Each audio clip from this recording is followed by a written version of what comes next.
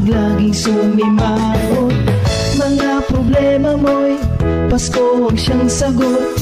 Sadyang mawawala pag-alala, takot. Lumapit ka't umawit na Pasko sa'yo'y sisikat na. Saya sa puso'y di mapigil, huwag mag-alinlangan dahil si Jesus ang Pasko. Iilawan niya, kukulayan niya ang buhay mo. Huwag nang mangamba, manalig sa Kanya, buhay mo'y iiba. Si Jesus ang Pasko. Ang liwanag ng Pasko.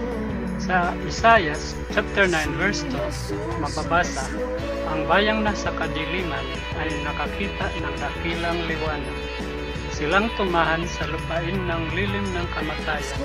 Sa kanila ay sumikat ang liwanag. Ang Pasko ay panahon ng pagdiriwang ng pagdating ni Jesus, ang liwanag ng sanlibutan. Sa isang mundong madalas balot ng kadiliman, ng kalungkutan, kasalanan at kawalang katiyakan, ang kapanganakan ni Jesus ay nagpapaalala na ang liwanag ng Diyos ay kayang tumagos sa pinakamalalim na dilim. Ang mga apostol sa parang na mga karaniwang tao lamang ang unang nakakita ng liwanag na ito.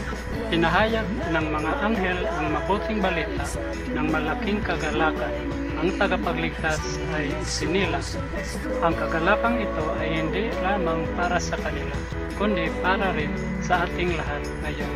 Habang tayo'y nagtitipon kasama ang ating mga mahal sa buhay, nagpapalitan ng regalo at umaawit ng mga karol, alalahanin natin na tunay na regalo ng Pasko ay hindi nakabalot at nakalagay sa ilalim ng punong kahoy, kundi nakahiga sa sapsap. Ito ang regalo ng pag-asa, kapayapaan at kaligtasan sa pamamagitan ni Jesucristo. Paano natin mapapaalap ang liwanag ni Kristo sa ating buhay? Paano natin maibabahagi ang liwanag na ito sa mga taong nasa dilim? Aming Ama sa langit, salamat po sa regalo ng iyong anak na si Jesus, ang liwanag ng sanlibutan. Sa Paskong ito, naway sumilay ang kanyang liwanag sa aming mga puso, pawiin ang anumang takot, duda at kasalanan. Tulungan mo po kami maging tagapagdala ng liwanag na ito sa aming kapwa upang maghatid ng pag-asa at kagalakan saan man kami naroroon. Palagi po sana naming maalala ang tunay na diwa ng Pasko, ang iyong walang hanggang pag-ibig para sa amin. Sa pangalan ni Jesus, ito ang aming panalangin. Amen.